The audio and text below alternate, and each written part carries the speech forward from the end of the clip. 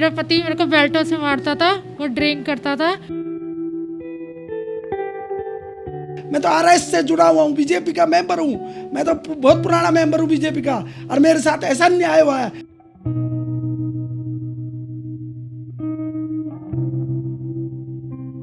और ये रिपोर्ट आपको बता दें कि काफ़ी दिन से ही हमसे संपर्क कर रहे थे खबर बनाने के लिए। मुझे शुरुआत में लगा कि ये घरेलू मैटर है, नहीं करना चाहिए, लेकिन बार बार इनके संपर्क करने के बाद इन्होंने सबूत भेजे, एफआईआर की कॉपी भेजी, सब कुछ भेजा। तो आज हम रिपोर्टिंग कर रहे हैं इनकी सहमति के साथ। ऐसी सजा दें कि ऐसा किसी लड़की के साथ ऐसा अन्याय नहीं हो।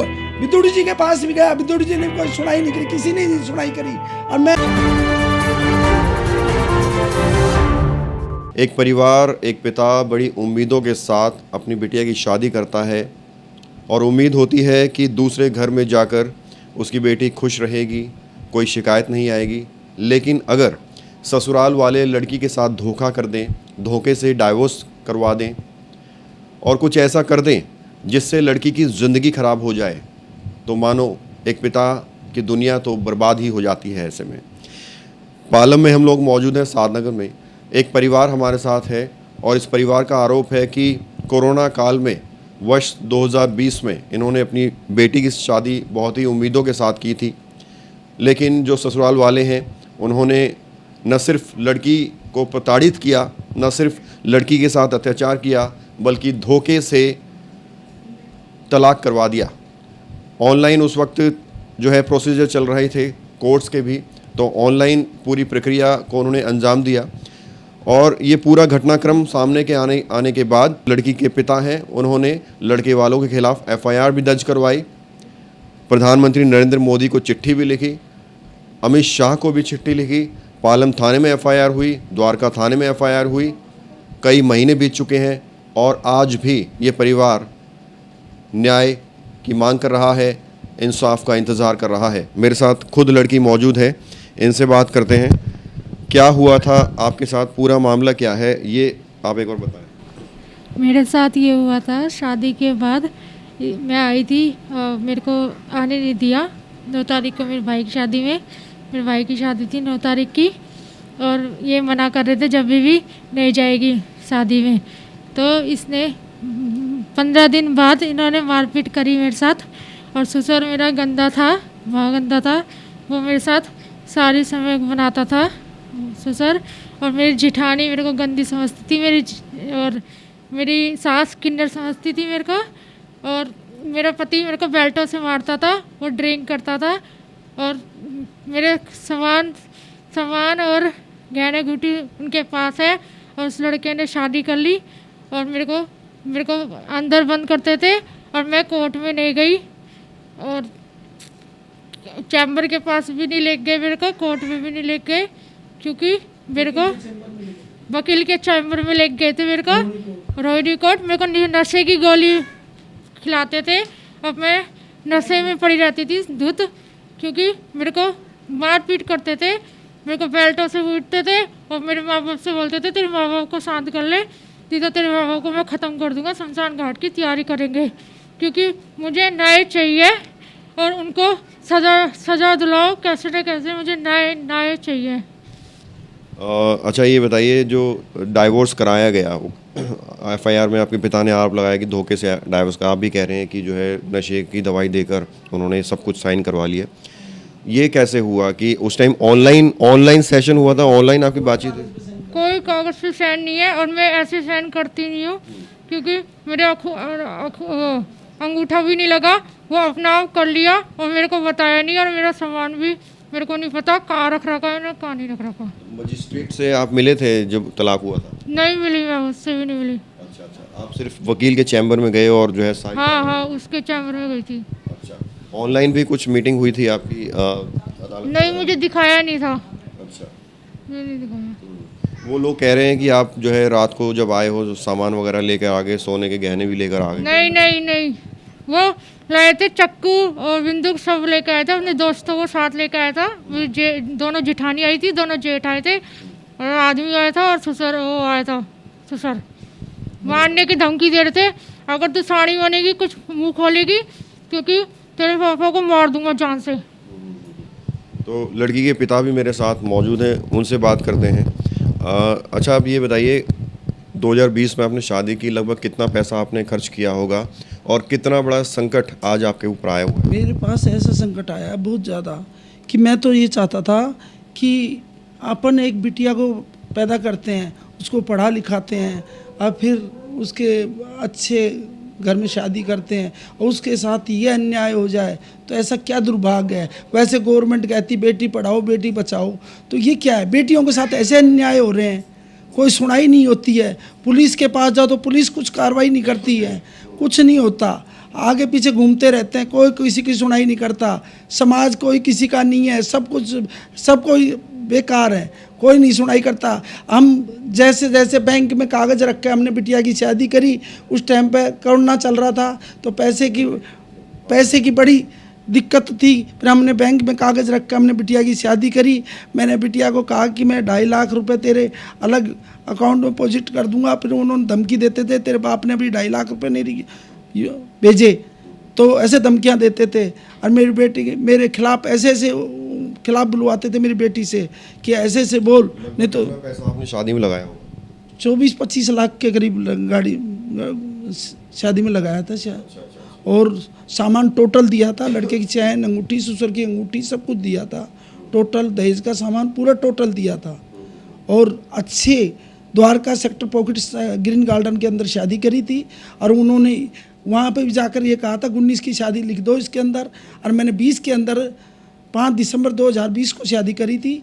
और उन जलीलों को भगत चंद्रा हॉस्पिटल विश्व की सभी आधुनिक और बुनियादी सुविधाओं से परिपूर्ण एक world class multi speciality hospital, Mahavir enclave Palam डावडी रोड पर स्थित साउथ वेस्ट दिल्ली का एकमात्र मल्टी स्पेशलिटी हॉस्पिटल, जहां 24 घंटे आपकी सेवा में उपलब्ध हैं वेल क्वालिफाइड डॉक्टर्स और हेल्पिंग स्टाफ। डॉक्टर CM भगत द्वारा स्थापित भगत चंद्रा हॉस्पिटल आपकी सेहत का ख्याल रखना ही इसकी प्राथमिकता है, वो भी अफोर्डेबल रेट्स में।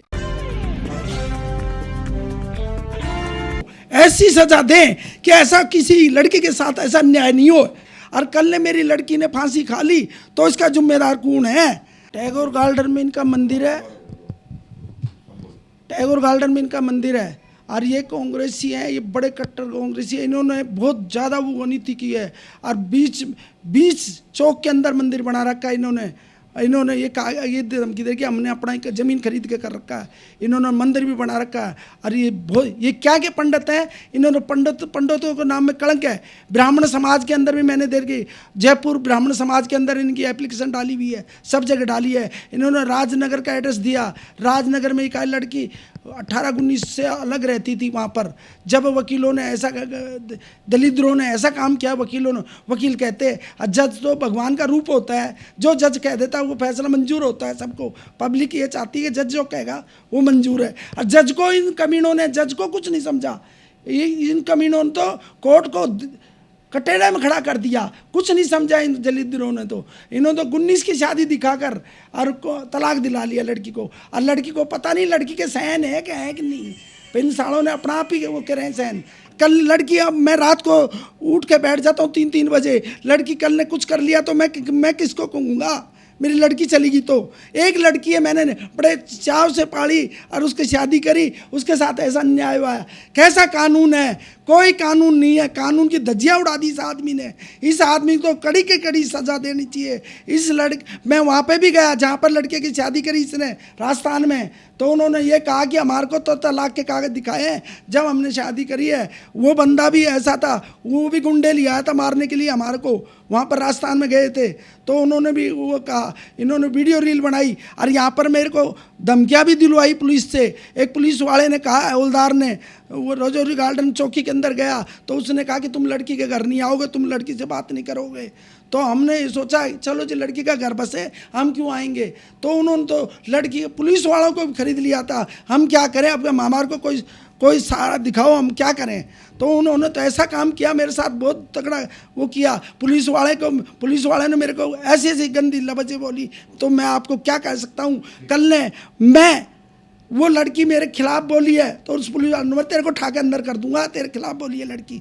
वो पुलिस वाले ने मेरे को कहा, वो उसका नाम है मीना है, वो वहाँ का हौलदार है चौकी के अंदर। उसने हमारे को धमकियाँ दी, कोई सुनाई नहीं होती। बिचौला रामजीलाल कहता है मुझे नहीं पता शादी कब हुई। रामजीलाल सागरपुर में रहता है, उसकी पोस्ट मैट्रिक की दुकान है और वो गली नंबर श्याम मंदिर वाली गली में रहता है सागरपुर में। और उसने ये कहा कि मुझे नहीं पता कब शादी हुई। वो भी कहता है कुछ नहीं होगा, कानून कुछ नहीं है हमारे सामने। आप कुछ कहना चाह रहे हैं? मेरे को उन्होंने लड़का दिखाया था, लड़के वालों ने, क्योंकि मैं तेरी शादी करूँगा, तेरा बाप तो पी के पड़ा रहता है, मैं करूँगा तेरी शादी, मैं बनाऊँगा तेरे को बिटिया। उसने ऐसे कहा था। जी बोलिए। मैं राजस्थान से, मेरे पास फ़ोन आया कि आपने शादी करी थी बिटिया की, तो आप की शादी तो यहाँ पर लड़का देखने आए हैं। ये मैं कौन आया है तो आपने लड़का देखने के लिए आए हैं, लड़की की शादी करना चाहते रेनू की। मैं बोला कि मैं तो शादी वहाँ सुभाष नगर, मेरे को तो पता ही नहीं है कि कहानी क्या रची जा रही है। उन लड़की को लड़का दिखा रहा है वहाँ पर, और उसकी शादी दूसरी जगह कर रहा है। उसका बाप तो दारू पीकर रोड पे पड़ा रहता है रेलवे लाइन पे, तो उसकी शादी। अब बताओ, मैं अपनी बेटी का बाप हूँ और मेरे को ये पता नहीं ऐसा आदमी जो अपनी मेरी लड़की का दूसरी जगह शादी कर रहा है और उससे अदला बदला कर रहा है, उस लड़के की शादी वहाँ कर रहा है और मेरी लड़की वहाँ दे रहा, अदला बदला कर रहा है। तो कानून को कुछ नहीं समझा उस कमीन ने, तो बहुत धज्जियाँ उड़ा दी कानून की। तो और ये रिपोर्ट आपको बता दें कि काफ़ी दिन से ही हमसे संपर्क कर रहे थे खबर बनाने के लिए। मुझे शुरुआत में लगा कि ये घरेलू मैटर है, नहीं करना चाहिए, लेकिन बार बार इनके संपर्क करने के बाद इन्होंने सबूत भेजे, एफआईआर की कॉपी भेजी, सब कुछ भेजा। तो आज हम रिपोर्टिंग कर रहे हैं इनकी सहमति के साथ, और हम उम्मीद करते हैं कि खबर देखने के बाद एक्शन ज़रूर होगा और इस पर जाँच होगी। अगर दोषी पाए जाते हैं लड़के के परिवार वाले तो निश्चित तौर पर उन्हें सज़ा मिलेगी। बहरहाल कैमरा जर्नलिस्ट प्रशांत साहब, प्रवीण, इंडिया टाइम 24 न्यूज़। वो जलील हैं, वो तो धमकियां देते हैं कि तेरे बाप को मरवा देंगे, तेरे बाप को नया बाजार से उठवा देंगे, वो कर देंगे। वो आदमी ऐसे हैं, बहुत गंदे आदमी हैं। वो ट्रांसपोर्ट की धमकी, वो कानून को कुछ नहीं समझते, कानून की ऐसी धज्जियां उड़ा देते हैं। कोर्ट को कुछ नहीं समझा उन्होंने तो। और वहाँ से मैंने आगे अप्रोच लगाई, जब तो एक एफआई दर्ज हुई नहीं, एफआई दर्ज भी नहीं हुई। CW में गए तो धक्का दे के बाहर निकाल दिया मेरी लड़की को। और उगंती मैडम है एक, उसने लड़की को कहा तेरी जैसी बहुत लड़कियाँ आती हैं। और फिर मेरे प्रधानमंत्री का लेटर गया, जब फिर इन्होंने कार्रवाई शुरू करी, और फिर उसको बाद भी पुलिस वालों ने, बहुत प्रधानमंत्री के लेटर आते हैं, इन्होंने ये कहा। फिर हमारे को बड़ा जिस समय में रख दिया कि हम कार्रवाई कर रहे हैं। वहाँ पुलिस वाले की सुनाई नहीं, वहाँ CW में सुनाई नहीं करी। वो तो हमारे भला हो गया क्योंकि SHO मेरा दोस्त था, उसने एफआई दर्ज करी, नहीं तो कोई सुनाई नहीं होती है। वकील सब खाने के होते हैं। बेटी पढ़ाओ बेटी बचाओ का नारा, कैसे बेटी बढ़ाए? हमने तो कर्जा करके तो शादी करी और कोई सुनाई नहीं करी। और पंचायत बैठी थी कैलाशपुरी पे, वहाँ पर समाज बैठा था, समाज की भी बात नहीं हुई। उसने कहा 15 दिन के, और मैं वहाँ पर जहाँ पर लड़के की शादी करी, उसने लड़के की शादी भी कर दी। उसी दौरान उसने कानून की धज्जियाँ उड़ा दी और कानून को कुछ नहीं समझा। वो तो ट्रांसपोर्ट या है, पैसे वालों की खीर है, गरीब आदमी तो मर जाएगा। मैं तो RS से जुड़ा हुआ हूँ, बीजेपी का मेंबर हूँ, मैं तो बहुत पुराना मेंबर हूँ बीजेपी का, और मेरे साथ ऐसा न्याय हुआ है। मैं तो ऐसा समझा नहीं कि ऐसा होगा। पर मैं प्रधानमंत्री से, जब वहाँ के CM थे गुजरात के, जब मैं प्रधानमंत्री से मिला था, जब उन्होंने कहा था मेरे लायक कोई सेवा हो तो बताना, तो उन्होंने ये कहा था कि गोपीचंद जी आप चिंता मत करिए, आप कोई भी सेवा हो तो बताना। मैंने और विदुड़ी जी के पास भी गया, विदुड़ी जी ने कोई सुनाई नहीं करी, किसी ने नहीं सुनाई करी। और मैं आखिर में मैं आगे पहुँच होकर प्रधानमंत्री का लेटर आया, जब तो इन्होंने एफआई दर्ज करी है, नहीं एफआई दर्ज भी नहीं हुई। अमित शाह के ऑफिस में भी गया, वहाँ भी मैंने लेटर डाला। मैं इनके चुनाव में इनके साथ साथ घूमता था, ऐसे पदड़ी घूमता था। कहीं मेरे को भी यूपी लेके जाते थे, कहीं भी वहाँ जाकर मैं इनके साथ घूमता था। इन्होंने ऐसा काम किया, अब मेरे साथ कोई नहीं है, और मैं अब अकेला रह गया, मेरा कोई साथी नहीं है। न्याय चाहिए बिटिया को। और जो मैंने आगे बिटिया की शादी भी करनी है, मैं कैसे करूँगा? मैं तो कर्जे में लुटा हुआ हूँ, मैं कैसे शादी करूँगा? अरे इन्होंने ऐसे धोखा किया मेरे साथ। और मेरे सारा सामान टोटल लड़की को एक को जेड से सारा सामान दिया, और उन सालों ने कह दिया कि लड़की ले गई रात को 11 बजे। आप बताओ कहाँ से लेके जाएगी लड़की? किसी को 100 रुपये भी देंगे, उसमें भी सहन होते हैं। और लड़की को ऐसे कह दिया लड़की ले गई, लड़की कहाँ ले जाएगी? खबरों से खबरदार रहने के लिए चैनल को सब्सक्राइब करें और प्रेस करें बेल आइकन।